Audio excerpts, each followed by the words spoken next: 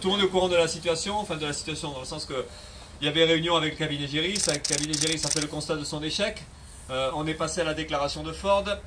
Donc ce qui nous intéressait c'était la déclaration de Ford parce que le boulot de Géris il n'y avait aucun suspense. Donc Ford, donc là je lis le SMS de Thierry, hein, il a l'air de résumer un peu la déclaration qui était assez longue. Donc Ford reste ouvert aux discussions jusqu'au 10 décembre. Donc l'ultimatum est repoussé de 11-12 jours à peu près, mais il parle d'un risque financier supplémentaire car plus Ford investe, plus il y a des investissements et donc il y a des risques d'endettement plus forts. Il n'y a pas de lettre. Plusieurs risques sont cités par Ford, au moins 5 risques. Donc le risque de baisse du marché, la baisse de clients, la rentabilité tardive, ça c'est en fait c'est les commentaires de Ford sur le projet de plan de reprise de Pinche. Donc ils sont assez critiques sur le plan de reprise de Pinche.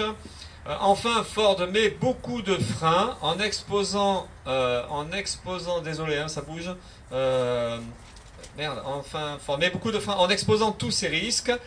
Ford dit rester réservé sur le nouveau business plan de Pinche et dit que le niveau de protection des salariés n'est pas encore suffisant par rapport aux garanties de Ford avec son PSE. Voilà, donc il y aura un compte rendu qui va être envoyé d'ici sous peu sur le site en détaillant un peu plus tout ça, quoi. Voilà, donc il n'y a rien de vraiment neuf. Ford se dit méfiant du plan du projet Pinche.